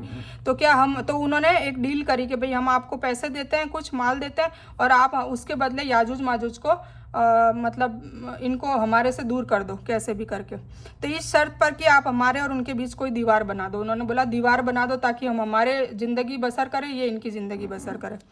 तो उसने जवाब दिया, किसने? जुल्करनैन बादशाह ने, कि मेरे बस में मेरे रब ने जो अता कर रखा है वही बेहतर है। मतलब उन्होंने माल लेना पसंद नहीं किया, उन्होंने कहा मुझे माल वाल नहीं चाहिए, मुझे अल्लाह ने जो दे रखा है वो मैं उससे संतुष्ट हूँ, मेरे पास सब कुछ है, माल धन सब कुछ है, तुम केवल अपनी ताकत और कुव्वत से मेरी मदद करो। मतलब तुम क्या हेल्प करो कि मुझे मैन पावर चाहिए, मेरे आदमी कम पड़ेंगे दीवार बनाने के लिए, क्योंकि दीवार बहुत बड़ी बनानी थी, 2 पहाड़ों के बीच में बनानी थी।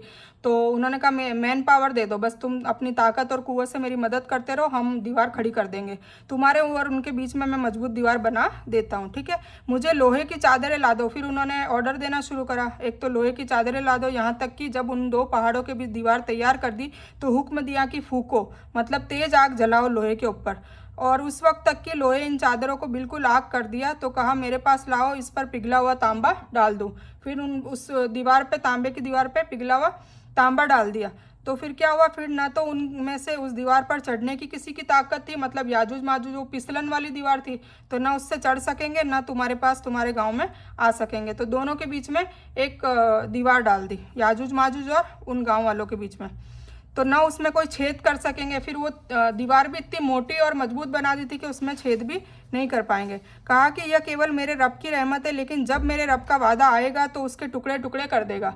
तो फिर भी उन्होंने क्या कहा, क्योंकि उनके पास हिकमत थी और अल्लाह ताला ने उन्हें बता रखा था कि भाई याजूज वाजूज का जब वक्त आएगा ना, जो अब आने वाला है, मतलब अभी हमारे दज्जाल का जो फितना अब आने वाला है, उसमें ये याजूज माजूज जो कौम है ये भी अपनी दीवार धीरे धीरे करके अपनी जुबान से चाट चाट के दीवार को एकदम वो कर दिया है, और अल्लाह के हुक्म से वो दीवार एकदम टूट जाएगी और ये लोग ये निकल जाएंगे दुनिया, मतलब पूरी दुनिया में फैल जाएंगे, और ये हमको भी मतलब कीड़े मकोड़ों की तरह रौंद देंगे, हमको भी मार देंगे जब फितना दज्जाल शुरू होगा। और ये ज़्यादा दूर नहीं है, इसीलिए हमें जल्द से जल्द तौहीद परस्त बनना है और अपनी तौबाओं को, अपने गुनाहों को तौबाओं से माफ़ करवाना है, ठीक है। क्योंकि मुफस्सिरों ने और हदीसों के हवाले से पेशन गोई आ गई है कि ज़्यादा से ज़्यादा 2 या 3 साल में दज्जाल का फितना हकीकत में चालू हो जाएगा, तब ये याजूज माजूज, ईसा अलैहिस्सलाम, मेहदी अलैहिस्सलाम सबका शुरू होगा, बाकी वल्लाहु आलम, ठीक है। तो फिर ना तो उसमें कोई दीवार पर चढ़ने की ताकत थी, ना कोई छेद कर सकते थे। कहा कि यह केवल मेरे रब की रहमत है, लेकिन जब मेरे रब का वादा आएगा तो उसे टुकड़े टुकड़े कर देगा, बेशक मेरे रब का वादा सच्चा है, मतलब अभी जब वक्त आएगा तब, ठीक है। और उस दिन हम उन्हें आपस में एक दूसरे में गुड़मुड़ होते हुए छोड़ देंगे और उसमें सूर फूंक दिया जाएगा, फिर सबको एक साथ हम जमा कर लेंगे। मतलब दुनिया में वो बहुत फसाद मचाएंगे, बहुत अफरा तफरी करेंगे, बहुत कत्लेआम करेंगे, और फिर ईसा अलैहिस्सलाम आएंगे तो उनको नस्ते नाबूद करने की दुआ करेंगे और वो मर जाएंगे एक साथ अल्लाह ताला के हुक्म से, और फिर उनको उठा लिया जाएगा और फिर क़यामत आ जाएगी, ठीक है। क़यामत के कुछ अरसे से पहले का ये किस्सा होगा। याजूज और माजूज 2 कौम है और सही हदीस के बिना पर इंसानों में से ही है, इंसान ही है वो, पर उनकी तादाद दूसरे मानव जाति के मुकाबले में अधिक है और उनसे नरक से ज़्यादा, मतलब ज़्यादातर जहन्नम में अल्लाह ताला उसी से भरेगा, याजूज माजूज से, सही बुखारी की हदीस है, ठीक है। और उस दिन हम नरक को भी काफिरों के सामने ला खड़ा कर देंगे, जिनकी आंखें मेरी याद से पर्दे में थी और सच बात सुन भी नहीं सकते थे, ठीक है ना। काफिरों के आंखों में पर्दे हैं ना, क्योंकि उनको भी तो सारी चीज़ें सब कुछ पता है। इवन मुशरिक भी जानते कि ये मूर्ति कोई भगवान नहीं है, उनके दिल में है, उनको पता है। कई लोगों से मैं खुद मुखातिब करती हूँ, जब गुफ्तगू करती हूँ तो कहती हूँ कि भाई तुम ये मूर्तियों को पूजते हो तो तुम्हें क्या लगता है ये भगवान है, तो वो कहते नहीं नहीं, हम इसको अपने हाथ से बनाते, ये भगवान थोड़ा ना, हम तो भगवान तो कोई ऊपर ही है जो निरंकार है, सृष्टि का रचयिता है, सब कुछ है, वो मानते हैं। पर बोले हम मूर्ति को इसलिए पूछते हैं कि एक हम भगवान को कुछ देखे भी ना, कैसे उनको, मतलब एक उनका अक्स होना चाहिए, तो इसलिए हमने मूर्ति को डाल दिया। और जो ये गणपति और ये सब उनके अवतार है, इसलिए हम उनको पूछते हैं। तो ये उनका मतलब उनकी दलील ये मिलती है। तो अल्लाह ताला कह रहा है कि जिनके आंखों में पर्दे डाल दिए थे, जिन्होंने सच बात को सुनना पसंद नहीं करा, तो उनको मैं जहन्नम में भर दूंगा। क्या काफिर ये सोच बैठे हैं कि मेरे सिवाय वे मेरे बंदों को अपना हिमायती बना लेंगे, है ना। मेरे बंदों को मतलब बंदे ही है ना, जैसे ईसा अलैहिस्सलाम को ईसाई लोग अल्लाह कह रहे हैं, नाउज़ुबिल्लाह, तो अल्लाह के बंदे और रसूल है ईसा अलैहिस्सलाम। फिर उज़ैर अलैहिस्सलाम को यहूदी कह रहे हैं, तो वो भी अल्लाह के बंदे और रसूल है। तो अल्लाह ताला कह रहा है कि तुम मेरे बंदों को अपना हिमायती बना लोगे, तो हमने तो उन काफिरों की मेहमानी के लिए नरक को तैयार कर रखा है, क्योंकि अल्लाह ताला को अपने से शरीक किसी को भी लाना पसंद नहीं है। अल्लाह इज़ द अल्लाह, है ना। ला इलाहा इल्लल्लाह का मतलब ये है कि अल्लाह के सिवा कोई शरीक नहीं है, कोई इबादत के लायक नहीं है, इबादत होगी सिर्फ अल्लाह की। तो कह दीजिए कि अगर तुम कहो तो मैं तुम्हें बता दूं कि अपने अमल के सबब सबसे ज़्यादा नुकसान में कौन है। वे हैं कि जिनकी दुनियावी ज़िंदगी की सभी कोशिश बेकार हो गई और वे इसी भ्रम में रहे हैं कि बहुत अच्छे काम कर रहे हैं, है ना। कुछ लोग मतलब इतने भ्रम में, इतने ओवर कॉन्फिडेंस में चल रहे हैं कि वो अच्छा काम कर रहे हैं, जबकि वो अच्छा काम नहीं कर रहे होते हैं, क्योंकि वो कुरान और हदीस और सुन्नत रसूल के हिसाब से नहीं चलते हैं सल्लल्लाहु अलैहि वसल्लम, तो वो अच्छा काम नहीं कर रहे हैं, चाहे फिर वो कैसा ही नेक काम कर रहे हो। पर अगर वो कुरान और हदीस और हुजूर पाक सल्लल्लाहु अलैहि वसल्लम की सुन्नत से टकराती है वो बात, तो वो गलत है, सीधी सी बात है, ठीक है। तो वो इस भ्रम में ना रहे कि वो बहुत अच्छे काम कर रहे हैं। यही वे लोग हैं जिन्होंने अपने रब की आयतों से और उससे मिलने से इनकार किया, इसलिए उनके सारे अमल बेकार हो गए, ठीक है ना। फिर वो चाहे कितने ही नेक काम कर रहे हो, अगर वो कुरान के हवाले से नहीं कर रहे तो वो बेकार हो जाएंगे। फिर क़यामत के दिन हम उनका कोई भार मुकर्रर न करेंगे, ठीक है। हकीकत ये है कि उनका बदला नरक है, क्योंकि उन्होंने कुफ्र किया और मेरी आयतों और मेरे रसूलों का मजाक उड़ाया। ये सारी कौमें, आद कौमें, समूद, सारी कौमों के बारे में मुखातिब करा जा रहा है। जो लोग ईमान लाए और उन्हें अच्छे काम किए, हर कौम में जो लोग ईमान लाए होंगे, मोमिन होंगे, उनके लिए अल्लाह ताला कह रहा है कि फिर जिन्होंने अच्छे काम किए उनको बेशक उनके लिए जन्नतुल फिरदौस है, ठीक है ना। फिरदौस जन्नत का सबसे ऊंचा मुकाम है, उसके बागों में स्वागत है, मतलब अल्लाह ताला स्वागत करेगा। तो जन्नत का सबसे बड़ा दर्जा जन्नतुल फिरदौस है। इसलिए नबी सल्लल्लाहु अलैहि वसल्लम ने फरमाया कि जब भी तुम अल्लाह से जन्नत का सवाल करो, मतलब जन्नत के लिए दुआ करो, सवाल का मतलब ये है, तो अल फिरदौस मांगा करो, ठीक है ना। मांगा करो बड़ी, इसलिए कि वह जन्नत का सबसे बड़ा दर्जा है और वहीं से जन्नत की नदियों का शुरू मतलब उद्गम होगा, वहीं से नहरें बह रही होगी। तो हमेशा जन्नतुल फिरदौस मांगा करो, जहाँ वे हमेशा रहेंगे, जिसके मकाम को बदलने का कभी भी उनका इरादा ही नहीं होगा। और ये आखिरी मतलब पड़ाव है हमारा, आखिरी जन्नत का जो घर जो भी हमें मिल जाएगा, फिर ना तो वहाँ से हम कभी निकाले जाएंगे, ना किसी का किसी के साथ लड़ाई झगड़ा होगा, ना वहाँ बुढ़ापा आएगा, ना वहाँ भूख लगेगी, ना वहाँ लेटरिन या पेशाब जैसी कोई गंदगी या पीरियड्स आना, कुछ भी नहीं होगा। और हर बंदा बंदी वहाँ पे 33 साल, मतलब सब जवान ही रहेंगे ज़िंदगी भर, क़यामत, मतलब वहाँ तो फिर मौत भी नहीं है, कुछ नहीं है, मतलब बहुत खुशहाली वाला माहौल है। तो सोचिए ऐसी जन्नत पाने के लिए हम चंद साल, किसी की 60 साल, 70 साल, 80 साल, 100 साल, इससे ज़्यादा तो इस उम्मत में उम्र भी नहीं है।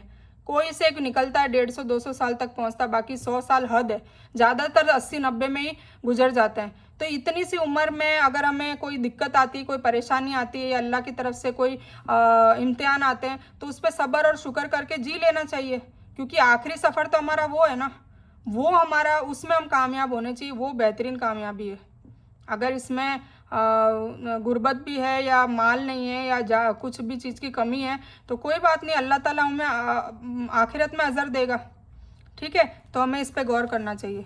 तो कह दीजिए कि अगर मेरे रब की बातों को लिखने के लिए समुद्र की स्याही भी बन जाए तो वह भी मेरे रब की बातों को ख़त्म होने से पहले ही ख़त्म हो जाएगा, चाहे हम उसी जैसा दूसरा भी उसकी मदद के लिए ले आए। समुद्र का पानी सोचो कितना सारा है, अगर उसकी स्याही बना ली जाए तो भी सारे के सारे समुद्र खाली हो जाएंगे, पर अल्लाह ताला के बारे में बयान नहीं कर सकते। और आप कह दीजिए कि मैं तो तुम जैसा ही एक इंसान हूँ, ठीक है ना। अल्लाह ताला ने बार बार रसूल सल्लल्लाहु अलैहि वसल्लम को कहा कि आप अपने बारे में भी यही कहिए, वरना ये कौम आपको भी गुलू में, मोहब्बत में इस हद तक ले जाएगी कि नौजुबिल्ला मुझे साइड में कर देगी, जो करते आए हैं। पर हुजूर पाक से हम इस चीज़ से बचे रहे माशाल्लाह। तो मेरी तरफ एक वही की जाती है, मतलब मैं तो एक नबी हूँ, रसूल हूँ, मेरी तरफ एक वही की जाती है, मतलब अल्लाह की तरफ से वही आती है जिब्रील अलैहिस्सलाम के द्वारा। और सबका माबूद सिर्फ कौन है? अल्लाह है, एक ही माबूद है। तो जिसे भी अपने रब से मिलने की उम्मीद हो, मतलब क़यामत में अल्लाह ताला से हर कोई मुखातिब होगा, और नाउज़ुबिल्लाह बस अल्लाह से ये दुआ करनी कि अल्लाह हमसे राज़ी हो, जब हम उनके आमने सामने आए तब अल्लाह बस हम सब से राज़ी हो, आमीन सुम्मा आमीन, और हमें जन्नत से नवाजे, हमें अच्छे कपड़े पहनाए और हमारा ऐलान करे कि इन्होंने नेक काम किए, तो इनको इतने नेक काम थे कि इनकी वजह से इनके माँ बाप को भी बख्श दिया जाए। मतलब ऐसा कोई काम हमें करके जाना चाहिए दुनिया में, ताकि हमारे नेक कामों की वजह से हम तो बख्शे जाएं, पर इंशाल्लाह हमारे माँ बाप और हमारी अहल और नस्लों को भी बख्शा जाए। तो ऐसा हमें काम करना चाहिए, ठीक है। तो उसे चाहिए कि नेकी के काम करे और अपने रब की इबादत में किसी को भी शरीक न करे, है ना। आ गया ना, मतलब तौहीद परस्त तो सबसे पहला कमिटमेंट है अल्लाह के लिए। अल्लाह को अगर राज़ी करना है तो शिरक नहीं करना है, किसी को भी अल्लाह के सामने ला के खड़ा नहीं करना है, किसी से भी मदद नहीं मांगनी है, किसी की भी इबादत नहीं करनी है।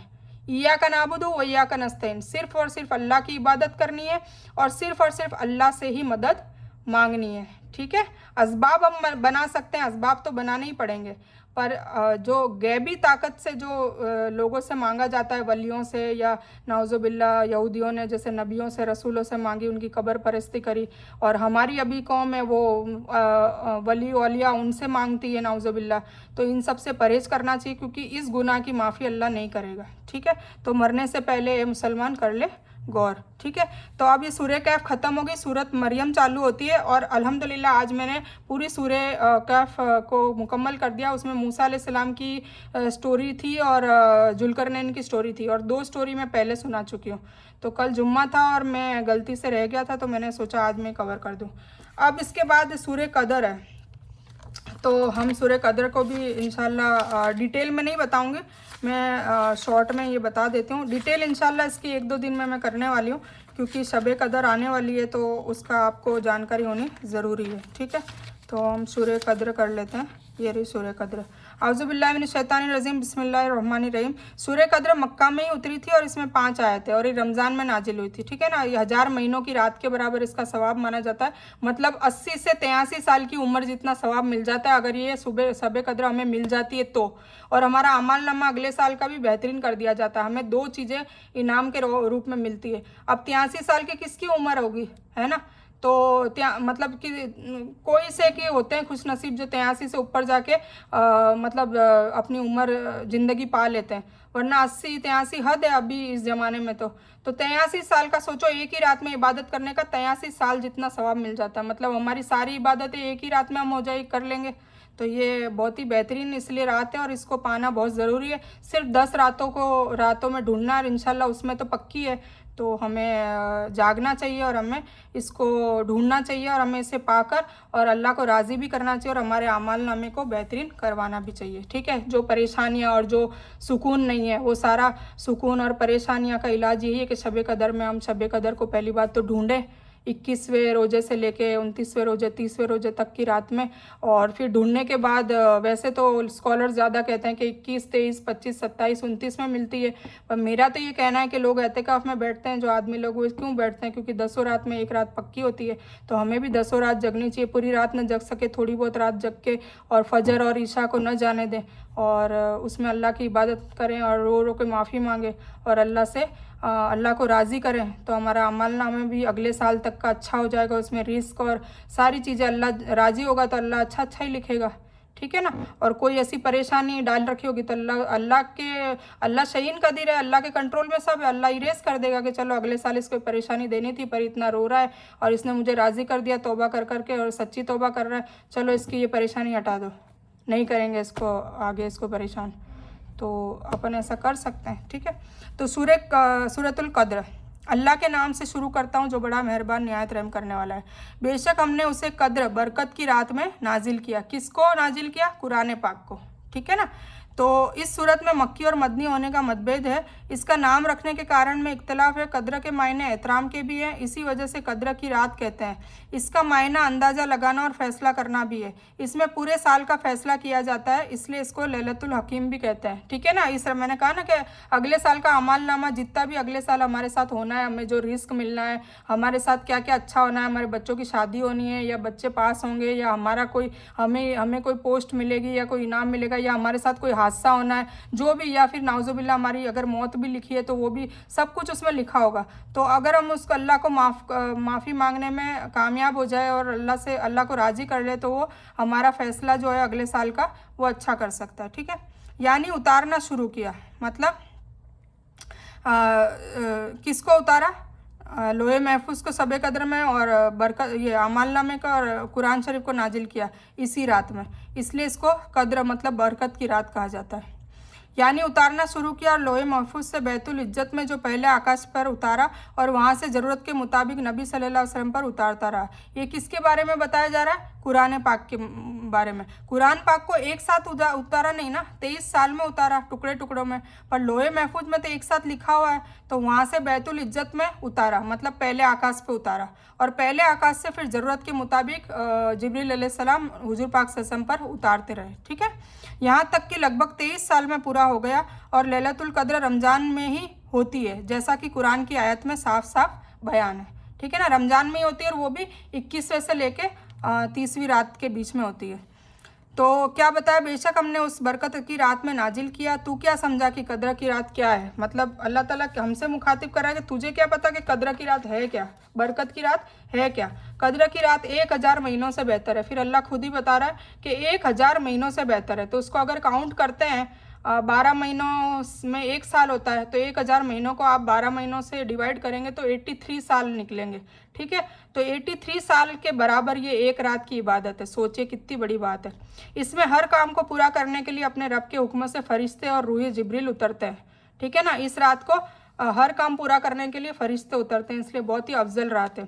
यह रात सरासर शांति की होती है और फजर के निकलने तक होती है। मतलब फजर की नमाज से पहले पहले ये रात में ये सारा काम मुकम्मल होता है। ठीक है, रूह से मुराद ये है कि हज़रत जिब्रील है वो उतरते हैं, यानी फरिश्ते हज़रत जिब्रील सहित इस रात धरती पर उतरते हैं और उन कामों को पूरा करते हैं जिनका फैसला इस साल में अल्लाह ताला फरमाता है।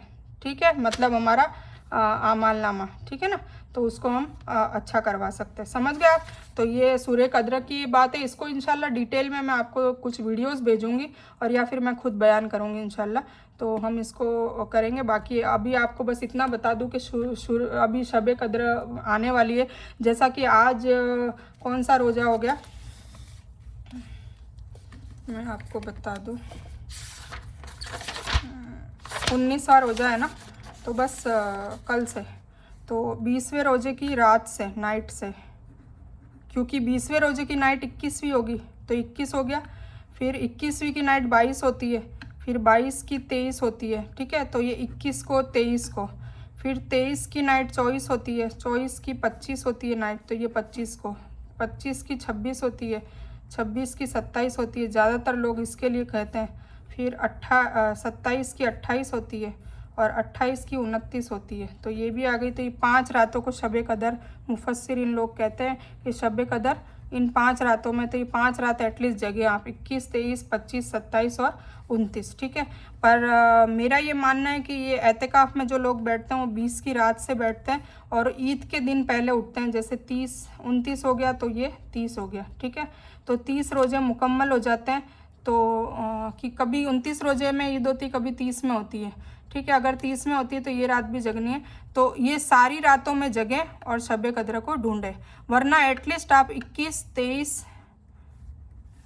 25, 27, 29 और 31 में ये ढूंढें। ठीक है, ढूंढें मतलब आप इबादत करें। ठीक है ना, तो मान लो 21वीं रात इस बार अल्लाह ताला ने अगर क्योंकि अल्लाह हर बार बदलता रहता है तो इसीलिए ढूंढने का कहा है। तो 21वीं करी होगी, वो आपने अगर पूरी रात अल्लाह से माफ़ी मांगी होगी और अल्लाह की इबादत में गुजारी होगी और अल्लाह को राज़ी कर लिया होगा एटलीस्ट, तो अल्लाह ताला आपके अमालनामा भी चेंज करेगा और आपको 83 साल की इबादत का सवाब मिलेगा। ठीक है, तो इसी तरह अगर 23 होगी तो 25 होगी, तो कुल मिला के आपको ऐसे जगना है। तो इंशाल्लाह कल रात से स्टार्ट हो जाएगा। ठीक है, तो आपको ये ढूंढनी है और इबादत करनी है और ये मौके को गंवाना नहीं है, क्योंकि ये रात 11 महीनों से अफजल रात है और जैसे कि मैंने बताया अमालनामा चेंज होता है। तो आप चाहते हैं कि अगले साल आपको खूब रिस्क मिले, जो आपकी जाहिर मुरादें हैं, तमन्ना है, दुआएं वो कबूल हो।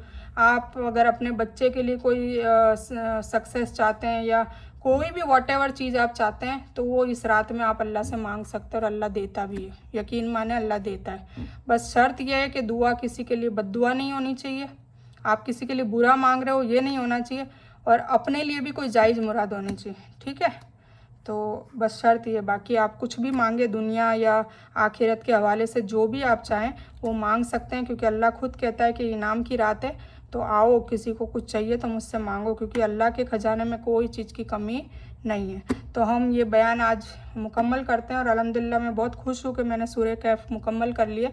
इसी तरह सूरह कैफ की तरह हम सारी सूरह को इंशाल्लाह वर्कशॉप नंबर 2 में स्टोरी के रूप में बयान करेंगे, ताकि आपको अच्छे से समझ में आए। और आज मैंने जैसे आपको बताया तो आपको अच्छे से समझ में आ गया होगा कि सूरह कैफ में कितने किस्से, 4। ठीक है, ऐसे तो 5 पर 4। पहला किस्सा क्या था? गुफा वाले लोग जिनके नाम से कहफ है, कहफ का मतलब होता है गुफा, तो गुफा वाले लोगों के बारे में, ठीक है, वाले लोगों के बारे में स्टोरी थी। और वो किस पे थी कि हमें शिरक नहीं करना है। ठीक है ना, कब्र परस्ती और नहीं करनी है, मतलब तौहीद पे हमें मुकम्मल रहना है। इसका मतलब है सिर्फ़ और सिर्फ अल्लाह की इबादत करनी है और अल्लाह से ही मांगना है। तो इसका मोरल ऑफ द स्टोरी ये था, टाइटल ये था। दूसरी स्टोरी क्यों थी कि 2 बागों वाले लोगों की थी, उसमें एक घमंड वाला था, तो उसमें अल्लाह ने बताया कि तकब्बुर नहीं करना है, ठीक है। ये तकब्बुर के बारे में, राई के दाने के बराबर भी घमंड हमारे में होगा तो जन्नत में दाखिल नहीं हो पाएंगे। तो ये, और फिर दुनिया में भी हम हकीर होएंगे, मतलब दुनिया में भी अल्लाह ताला हमें जलील करेगा जो घमंड करेगा उसको, ठीक है। फिर तीसरी स्टोरी मूसा अलैहिस्सलाम और खिजर अलैहिस्सलाम की थी। इससे क्या जानने को मिला कि हमें जाहिरी ज्ञान को देखकर, जाहिरी मतलब बाहर का देखकर किसी को जज नहीं करना है, ठीक है ना। लोग जज करते हैं ना, किसी का पहनावा देख के या किसी का अलग अलग लोग जज कर लेते हैं कि ये तो गुनहगार है, इसने ऐसे कपड़े पहने, इसने दुपट्टा सर पे नहीं उड़ा तो ये ऐसी है वैसी है, बहुत लान तान करते हैं, बहतान करते हैं। तो कभी भी है ना किसी को जाहिरी देख के जज नहीं करना है। जज करने का फैसला, जज करने का सिर्फ जिम्मा अल्लाह ताला के हाथ में, और अल्लाह ने किसी को भी नहीं दिया, रसूलों को भी जज करने का जिम्मा नहीं दिया। तो हम कौन होते हैं? तो किसी को भी जहन्नमी न बताएं, गुनहगार न बताएं, किसी को जाहिल न बोलें, किसी को भी उसके बाहरी दिखावे से हम जज न करें, ठीक है। क्योंकि जज कब होता है? जब जाहिर और बातिन दोनों पता हो तब होता है, और बातिन हम नहीं जान सकते। ये कौन जान सकता है? सिर्फ और सिर्फ अल्लाह को इसका इल्म है। हमारे को किसी को भी नहीं, चाहे बड़े से बड़ा आलिम या रसूल भी क्यों ना हो। रसूलों को भी अल्लाह वही भेजते थे तब जाके उनको इल्म होता था, वरना गैबी इल्म किसी के पास नहीं है, ना कोई वली औलिया के पास है, ना किसी के पास है। हाँ, अल्लाह जिस पे रहमत बरसा रहा, अल्लाह के इज़्ज़त से वो इल्म दे दे तो वो बात अलग है, जैसे खिजर अलैहिस्सलाम को दिया था, ठीक है। तो हमें इसीलिए कभी किसी को जज नहीं करना चाहिए, क्योंकि हमें इल्म सिर्फ जाहिर का होता है, बातिन का नहीं होता। हम दिलों का हाल किसी का नहीं जान सकते। क्या पता आप जिसको गुनहगार कह रहे हो, अल्लाह की नज़र में वो आपसे ज़्यादा नज़दीक हो, ठीक है ना। ए और बी, तो बी बंदा अगर ए को गुनहगार समझता है, उसको नमाज पढ़ते नहीं देख रहा या कुछ को करते हुए देख लिया, पर पता नहीं उसके कोई ऐसे अदाएँ हैं जो अल्लाह को तुमसे भी नज़दीक कर रही हो। इसीलिए हमें ये इस बात से परहेज करना चाहिए, एक तो ये, और एक अपने आप को बहुत ज़्यादा आलिम नहीं समझना चाहिए, ठीक है ना। क्योंकि इल्म की कोई हद नहीं है, इल्म लामहदूद है, और मरते दम तक भी इल्म हासिल करेंगे तो भी हमारा इल्म मुकम्मल नहीं होता। इल्म का ABCD का ए भी नहीं सीख पाते हम पूरी ज़िंदगी में, तो इल्म कहाँ से पूरा होगा, ठीक है। तो ये दूसरी बात है। और चौथी स्टोरी जो थी जुल्करनैन की थी। तो जुल्करनैन के बारे में क्या हमने सीखा कि एक तो हक बात पे रहना है, ठीक है ना। हक और बातिल में हमेशा हक का साथ देना, बातिल मतलब गलत, ठीक है ना, गलत। ये बातिल और ये बातिन है, ये ध्यान रखना। तो हक और बातिल में गलत, सही, सच और झूठ में सच का साथ देना है। और दूसरा ये कि हमेशा जो, अगर हमारे में सलाहियत है, अगर अल्लाह ने हमें नेमत दे रखी है, कुव्वत दे रखी है, और किसी चीज़ की हमें माल दे रखा है, तो हमें जो लोग ऐसी मखलूक है जिनके पास नहीं है माल, तो उनके किसी न किसी हिसाब से, जैसे जुल्करनैन बादशाह मदद किया करते थे, वैसे हमें भी मदद हमेशा करते रहनी चाहिए, ठीक है। तो दिली रहमी और सिला रहमी वाला दिल हमारा होना चाहिए। तो हमने 4 स्टोरी से इतनी सारी चीज़ें सीख ली। अल्लाह ताला ऐसे ही कुरान में सारी स्टोरीज़ बयान करके हमें सिखाता ही है, ठीक है। कहीं हम सच झूठ के बारे में सीखेंगे, कहीं हम हलाल हराम के बारे में सीखेंगे, कहीं हम वसीयत के बंटवारे के बारे में सीखेंगे। तो इंशाल्लाह वर्कशॉप नंबर 2 में जब हम स्टोरीज़ बयान करेंगे पूरे कुरान के हवाले से, तो हम बहुत कुछ सीखेंगे, ठीक है। और सीखने के बाद हमें क्या करना है? इल्म तो सीख लिया, इल्म सीखने के बाद हमें क्या करना है? अमल करने की कोशिश करनी है, ठीक है। जो हम गलत कर रहे थे उसको छोड़ देना, और जो नहीं कर रहे थे, जो सही है, उसको हमें अमल में लाना है। और फिर लोगों तक हक की बात भी पहुँचानी है, और फिर सब्र करना है, और सब्र की ताकीद भी करनी है, ठीक है। तो अल्हम्दुलिल्लाह हम इस बयान को अब यहीं पर मुकम्मल करते हैं। तो इस बयान में कुछ भी दीन की अच्छी बात अल्लाह की तरफ से, और बुरी या गलत बात जो गलती से और अनजाने में हो गई है, वो मुझे पता भी ना चला हो, वो मेरी तरफ से है, और उसके लिए मैं अल्लाह से और आप लोगों से माफ़ी की तलबगार हूँ। मैं कोई आलिमा नहीं हूँ, एक तालिब इल्म हूँ। अल्लाह मेरी कोशिश से बस आप सबको सही नफ़ा बख्श इल्म पहुँचाए, और आपकी ज़िंदगी और आखिरत में सुकूनियत अता करे। बस मेरी यही दुआ है, यही तमन्ना है। आमीन सुम्मा आमीन या रब्बल आलमीन। रब्बना आतिना मिन लदुनका रहमतन व हय्यि लना मिन अमरिना रशदा। अल्लाहुम्मा सल्ली अला मोहम्मद वाला अली मोहम्मद कमा सल्लैता अला इब्राहीम वाला अली इब्राहीम इन्नका हमीदुम मजीद। अल्लाहुम्मा बारिक अला मोहम्मद वाला अली मोहम्मद कमा बारकता अला इब्राहीम वाला अली इब्राहीम इन्नका हमीदुम मजीद। व आखिरु दावाना अनिल हम्दुलिल्लाहि रब्बिल आलमीन।